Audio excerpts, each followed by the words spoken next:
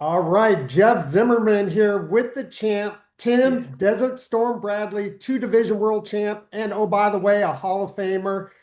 Man, Tim, I want to call you the most outspoken man in boxing.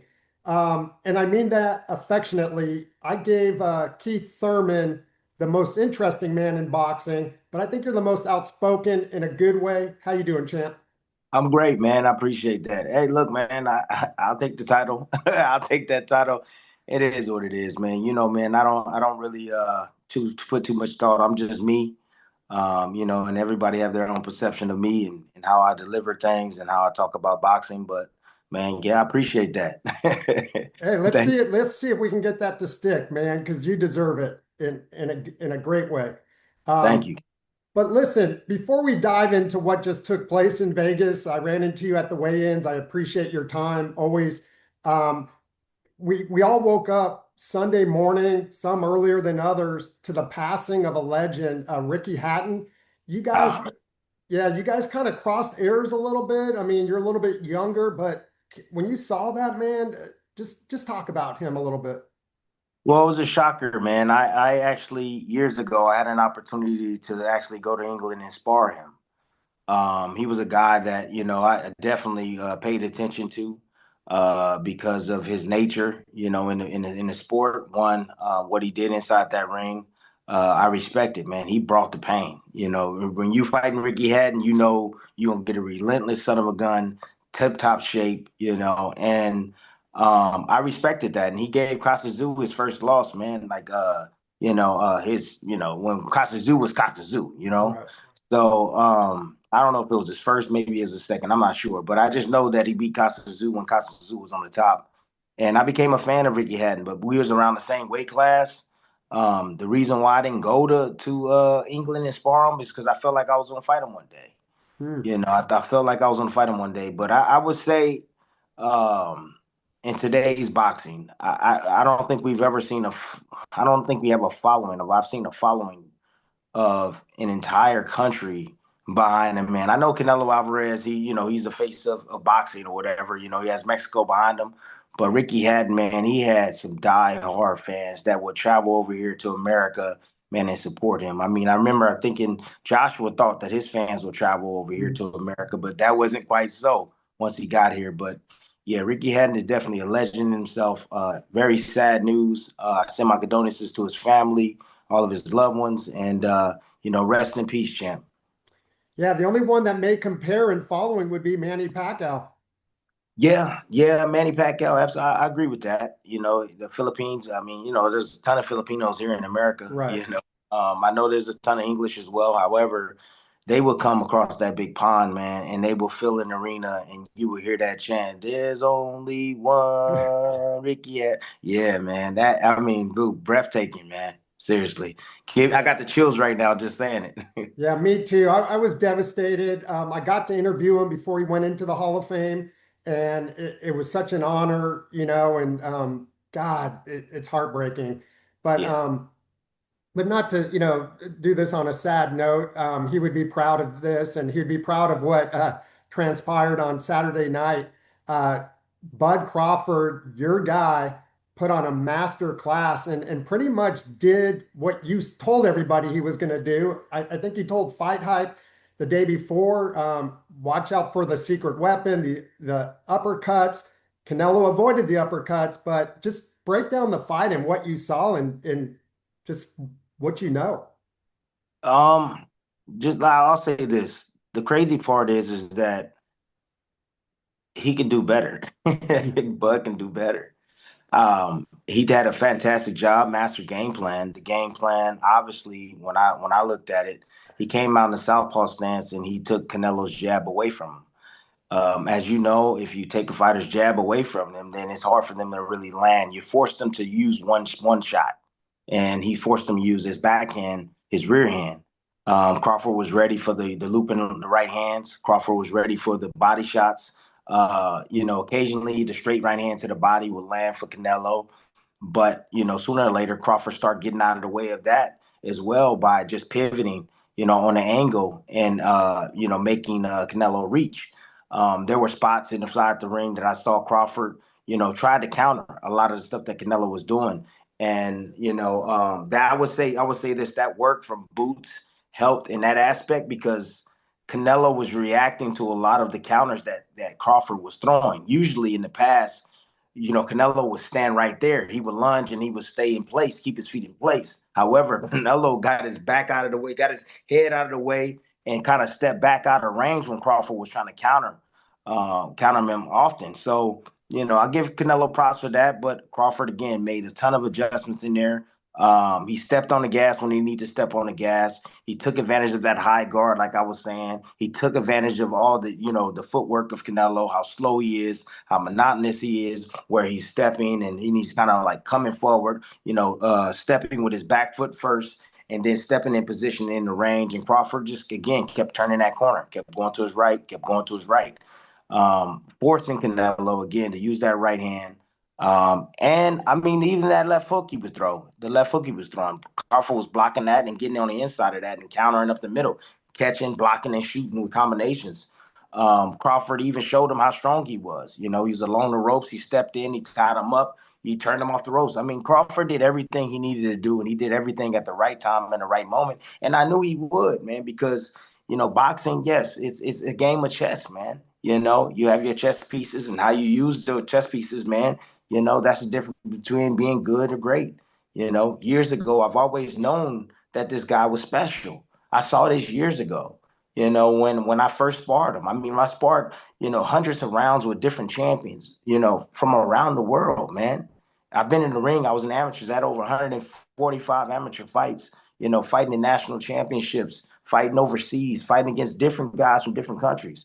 But when I got in the ring with him, he was so complete. I've never seen. I felt like it was like, okay, skill wise, he's complete, but what's internal, what I felt in that ring, I was like, this dude is special. This dude is not no sparring partner. This guy's the world champion, and I would tell anybody who would listen to me.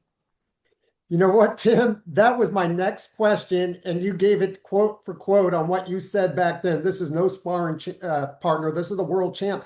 I mean, for you to recognize that at that time, I mean, the confidence it did for Bud was immeasurable. I mean, he has said, you took him in like a little brother and everything, but for you to have that knowledge back then to see it in him, I mean, that's unheard of. Well, look, man, I feel like I do have an eye for talent. Um, I was more so, I was skilled. I was a I was a two-time world champion at the time.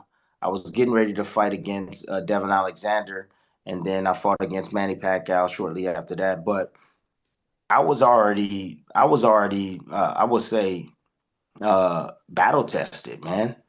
And when he came into the camp, I was at literally probably at the peak of my career, like at the very top. I mean, I was in tip top shape. I had been in the gym all year. I had been working for this. I've been training for this, man. I was one of those guys. I was a gym rat. So I stayed ready. And I was basically, all the sparring partners that were coming in, they just weren't good enough. Mm. I want guys that are going to push me. I wanted the opposite of all these other fighters. A lot of other fighters, they want guys that they can just beat up on. No, I want guys that's going to push me, that's going to beat up on me a little bit and make me better, right? So I was looking for that guy. We had the same manager, Cameron Duncan. I told Cameron the last guy he sent, I was like, man, he only lasts one day. I sent him home. He wasn't good enough. He said, well, if I send this kid out to you, man, just let me know. And if he don't work out, man, then I'll find another sparring partner for you. So when he came from the plane, think about this. Brother-in-law picked him up from the airport, drove him straight to the gym. Forget about getting him stabilized in the hotel or where he's staying at. We had a little apartment for him. Forget about that. No, come straight to the gym because if you don't work out, if you don't push the champ, if you don't, you're gonna go right back to the airport. Mm. Keep your bags inside the car, buddy. Right? So he comes in the gym, man, and we start to spar. I didn't say much to him. I just said, hey, how you doing? I didn't say much to him. He kind of quiet in the corner, shadow boxing. I see him shadow boxing. He had these little plaques in his hair, and I'm like, okay, let me see what this guy got. So first round comes, I shoot a quick jab, then he shoots one right back. Boom, he hits me with it. I'm like, oh man, okay. All right, So I'm like, all right, let me raise this intensity. And I raised the intensity up. You start throwing combinations, and the more aggressive I got, the more aggressive he got. So he was matching my energy, and I'm saying to myself, like, okay, damn. All right. Well, now I got to go full throttle. Hmm. So now I'm gonna really show him who the boss is. And he wasn't having it. He was like, like, no, I'm here. I'm here. Boom, boom, boom, bam, bam, bam, bam, bam. Coming back with counters, counter me off his back foot, stepping to me as I'm stepping out of range. I mean, dude, he did it all. And complete. I'm talking about when I say whoop my ass, he whooped my ass. Excuse my French, but he whooped my ass. We were supposed to go 6 rounds. I went 4. My coach was like, all right, that's enough. That's enough. Like, Wow. damn, we seen enough. So let me finish on this. So that's when I sat at the edge of the ring and I told him what I told him. However, we sparred Monday, but then we sparred on Wednesday. And I knew his weaknesses, right? Worked on his weaknesses from the sparring. I used to videotape the sparrings. So I went back, looked at the video, was like, okay, I can get him here, get him in. Came back Wednesday. He was a completely different fighter. The mistake that he made on Monday, he didn't make that mistake. I couldn't hit him with the same punch. And I'm like, oh my gosh, this kid is special. Like, there's no doubt about it. He's special. Speed, power, timing, accuracy. Can fight for both sides. I had no clue. So I'm like, man, that right there, you can have all the skills in the world. I've seen guys that had a ton of skills, then they were missing something. This was a young kid at the time that had everything. All he needed was an opportunity. And all he needed was a little bit of washing off, just getting his head right. Hmm. You know, Once he got his head right, I knew he was gonna sell. After the Prescott fight, I said right after, I said, this kid right here is gonna be the number one, the best fighter pound for pound in the world after the Prescott fight. And he surpassed that. He's definitely, they talking about legendary GOAT status now. You know, they're talking about the top, the very top, with the Ali's of the world, with the Mayweathers of the world. With the Mayweathers and the Pacaus and the Roy Jones Juniors and the Willie Peps. And like they saying, like now everybody's saying, hey, this kid is special. He's with that crop. He's at that table. It's just truly amazing. Truly amazing. Well, and it's truly amazing that you would even state that at the time, because most people in boxing with egos and everything would not really say what you said even back then. You were a champion, right? Yeah. And Well, shoot, I was a unified yeah, champion. I already had unified the champion. I already had, unified the championship already. I fought Kendall Holt and picked up his strap. So yeah, I was a WBC champion too. So yeah, at that time, I was the man. At 140, I was the man. It was myself. It was Amir Khan. It was another Marcos Madonna. It was Kotelniks of the world. It was Devin Alexander. It was Lamont Peterson. It was a lot of top guys during that time, in that time period, man, at 140. And I was one of those top guys. It was myself and Amir Khan. And yeah. that, yeah. Yeah, and you talk about all-time great status, and that was my next question. This fight has catapulted him to this next level. Is he, in your view, on the Mount Rushmore, or where do you rank him? I mean, we got, you mentioned Willie Pep, you mentioned Muhammad Ali, Sugar Ray Robinson. I Sugar mean, Ray look, Robinson, all those Leonard, guys. Duran.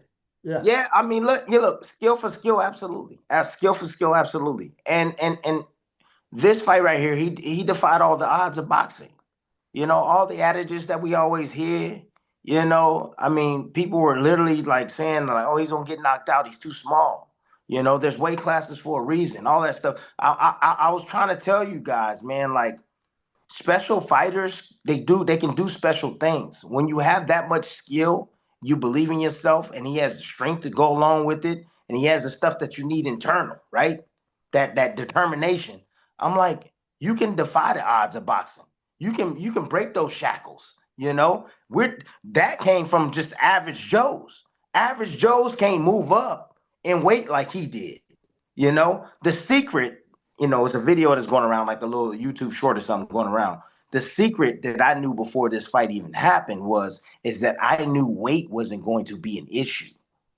I knew how much weight Crawford put on in between fights. I knew how much he stayed in the gym and how much he sparred and worked and who he sparred and, bigger guys. I knew that wasn't going to be an issue. I knew firsthand how strong this young man is. He's a freak of nature. He is. He's an athlete, man, all around athlete. He's good at every freaking thing. It doesn't matter what he touched. So I'm like, that's not going the weight's not going to be an issue at all, because now if I know the weight's not an issue, now it's skill for skill. I know he's the most skillful fighter on the planet because he's able to do everything from both positions. So I knew Canelo, I knew his style. Okay, he got accustomed to fighting a certain way. He got a little bit lazy fighting this lackluster competition he had been facing, and he started developing bad habits, and it was working for him because he was winning.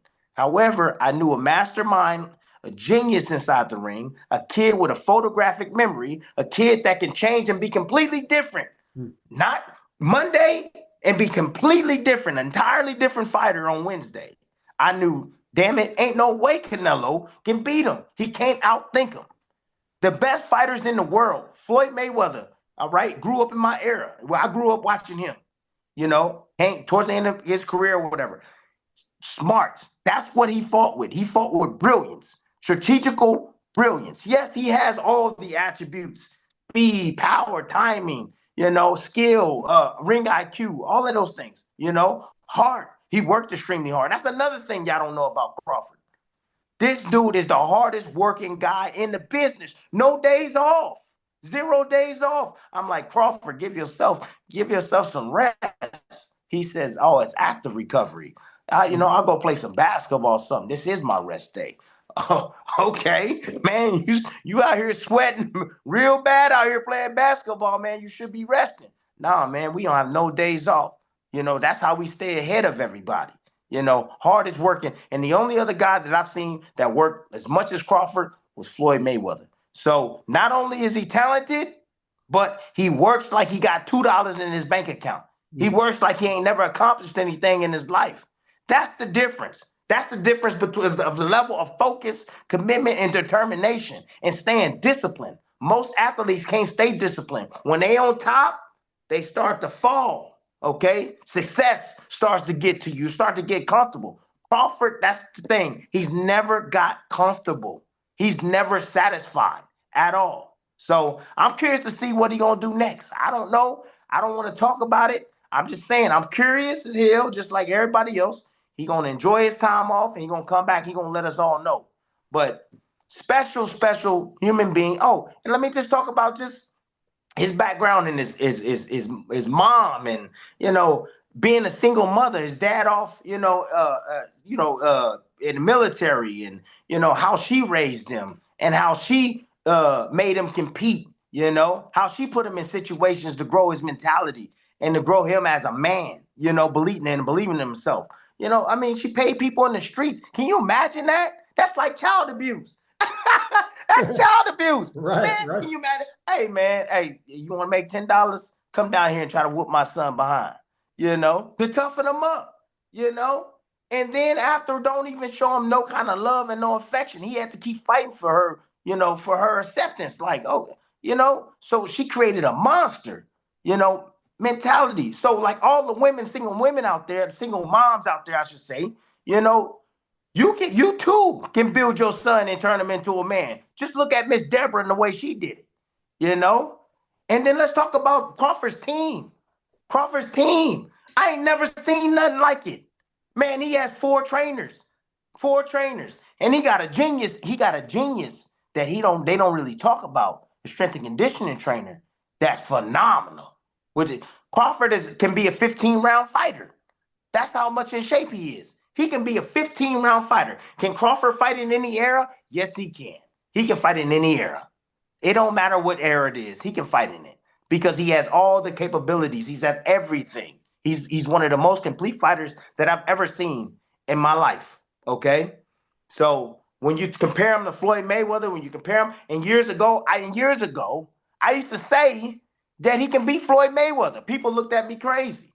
People still today, they look at resume and all this stuff. Well, we just saw a legend with a crazy resume that he just fought, and Crawford beat him 2 weight classes above his natural weight class. So you saying everybody always using that resume stuff. I'm talking about skill for skill. That's what I'm talking about. And Crawford is more, in my opinion, is more skilled. And I know I'm gonna get hell for this, but he's more skilled than Floyd Mayweather. That shoulder roll is not gonna work against Terence Crawford. He knows how to beat that too. Is he the GOAT in your book? In your book, Tim, the Man, best? look. Ali is my GOAT, man. Ali, I can't, he's the GOAT of this era. That's for damn sure. Yeah. That's for damn sure. He's the GOAT of this era for sure. Hands down, best fighter on planet Earth. But Ali he's my GOAT, man. Ali will always be my GOAT. But So, he, but he's on your Mount Rushmore, it sounds like. oh yeah, come on, man. Absolutely, Yeah. absolutely. There's nothing for me. I feel like there's nothing that Crawford can't do. When you have everything and you're the most competitive person inside the room, and you have the strength and again, all the qualities, great qualities. He's humble too. Yeah. He's humble. He broke the mold. The mold is that the black fighter got to come in and he got to act crazy and swear and, be the villain and all of this stuff. He didn't do that. Crawford it was himself. That's the beauty about this. He broke the mold. Yeah, that's great. That's the future now looking forward is looking brighter for the young fighters because Crawford is the example. Crawford got pretty much railroaded his entire career, shut out, but he kept believing. And he finally got his opportunity to prove to everybody, even when he fought against Spence. Oh, I knew they was going to make excuses for Spence. I knew that. I'm like, man, I wish this fight would have happened sooner. I wish Spence would have stepped up and fought him sooner. I wish that one time Thurman would have fought him sooner. I wish that he could have fought Garcia and Ugas and all those guys. He would have ran through all of those dudes, Then he would have went up to 54 and beat Charlo. He would have beat Charlo too. So, he didn't get the opportunities because he was one of the most feared guys out there. He didn't get the opportunities like a Canelo Alvarez that can pick and choose who he wants to fight. He didn't get that. He earned it. And I respect Canelo for taking this fight. This fight was dangerous. And I told Canelo, I told his people, I told them all, I said, it's a dangerous fight. But you're going to get respect if you beat Terence Crawford because I know what you up against. You probably don't know, but I know what you up against. And so he lost. It is what it is. He lost to an all-time great. That's just what it is. Canelo lost to an all-time great. So, you're answering my question before I even asked, but you mentioned his team, Bomac, Red, Esau. That is his unheard of what he's been doing, right? To have three in your corner, in your ear is don't forget Bernie. Don't forget Bernie. Don't forget Bernie. I saw him the other night. It's the most unorthodox team in boxing history. It is. And every coach know their responsibilities. And there's no jealousy. And these are real men. These are confident, real men. Because if they weren't confident in what they brought, it would be fights and bickering back and forth. And it wouldn't work. They wouldn't mesh. They wouldn't glue. But the fact that they leave their pride at the door and the fact that the main reason they're able to stay focused is because it's about Terence Crawford. It's not about them. And they know that. And it's so hard, especially when you start having success and you start making money to separate your feelings, and not make it about you, and all these men have done that. They've done that. I remember years ago when he was a TR, a lot of people, at TR didn't feel like, that Bomac them and all them, that they were the team that Crawford needed, a different team to take him to greatness. Wow. Crawford still, and that's just business at itself. That's business. right? Hey, this is what we have. We would love to get you with a top tier, coach. Crawford said, no, I'm taking my team with me. And look what they've been able to do. Look what they were able to accomplish together, man. Believed in this team from day one. And I think I think one of the most greatest aspect about each of these guys on the team is that they don't think they know everything. Hmm. They're optimistic. They're willing to listen. They're willing to learn. They never stop learning. Crawford never stops learning. Because the minute you think that you know it all, that's the minute you failed. I don't know it all. I'm still learning. I'm constantly learning every day. I'm a better analyst than I was a year ago, Hmm. and the year after that, and the year after that, because I'm constantly watching this stuff, man. 24/7. Boxing takes over my entire existence. Y'all don't understand that, man. So when I'm sitting and I'm breaking down a fight, and the reason why I talk with so much passion, and y'all might think it's emotion, is because I'm studying these guys. I'm studying them in and outside the ring, man. I'm doing the same thing that these four gentlemen, Crawford's team is doing, learning. You can learn from anybody. It don't matter what age it is. You can learn from anyone. You know, every day is boxing in my world. When I'm driving, I'm turning. That's a right. That's a left hook or right hook.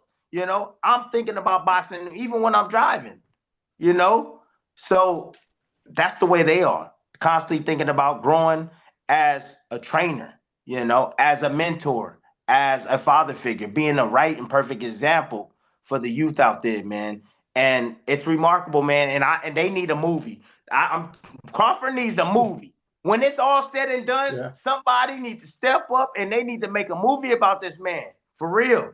So because it's gonna be refreshing. And again, like I said, he's broke that mold, man. So I know I'm going off on these tangents, man. I just got a lot on my mind, man. I got this big old head I got, man. I got a lot going on up here. No, Tim, this is exactly what I was looking for, man. And, for him to have, I don't even know what the word is, but the confidence. Every time I would see him in Dallas, when the other side of the street would come up or, fighting Spence and to have the patience and the confidence, he never complained. He never like, you know, He probably complained behind closed doors. He yeah, complained behind closed doors, I'm sure. He felt it in his heart, but he just, he felt there's a reason why I'm here. That's one thing my mom told me years ago was that, I missed the Olympics, and she was just like, God got something better in store for you. Just be patient. Don't quit. Don't give up. The same thing here. There's a reason why, he's sitting in that car. He got, that bullet came through the window, hit him behind the head, and he's still alive. And I said this on my YouTube channel, man. You can't stop God's plan, man. He's destined for greatness. He's feeding his talent. God knows his heart, and he's a hard worker. And the kid shows humility. The young man, is respectful. He's not out there, partying and getting in trouble and doing, the outlandish things. He's not, in the media, for doing anything negative or not, being responsible, being a responsible human being, a decent human being, man. There's no perfect human at all. However, Crawford displays, man, the heart of a true champion through and through. And the confidence comes from discipline. Okay, that's where it comes from. Bernard Hopkins, one of the most disciplined persons I've ever met. My father, one of the most disciplined persons that I know in my entire life.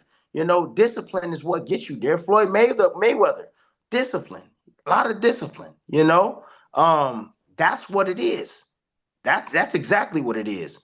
How long can you stay focused and stay disciplined throughout all your entire career without dropping the ball, having your eye constantly on the prize, working towards something every single day when it's not coming to you, when it's not coming to you, and never giving up.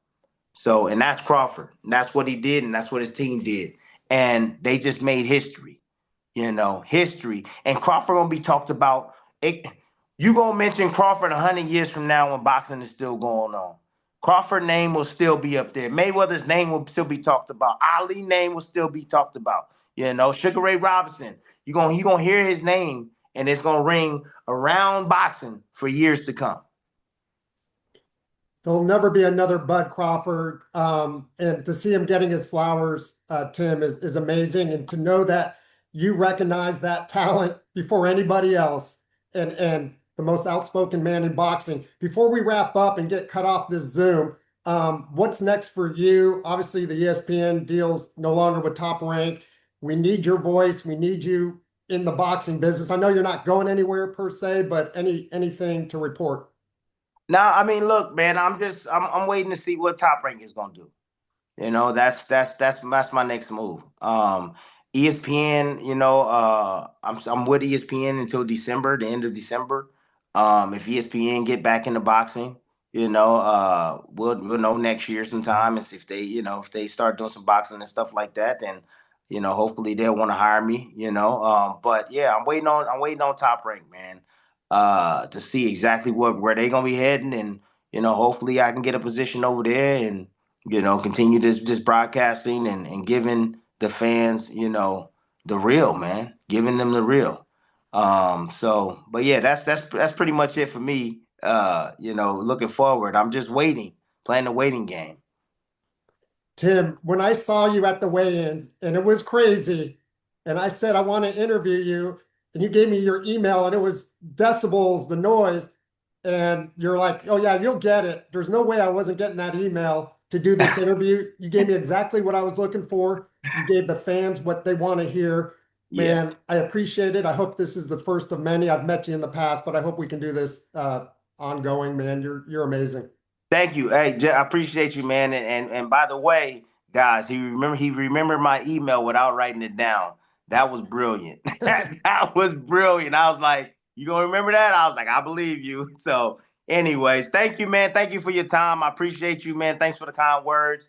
And to all the fans out there, love you guys, man. Stay tuned. Send me your YouTube channel too. All right, bet. I will. Thank Thanks, you. champ. All right.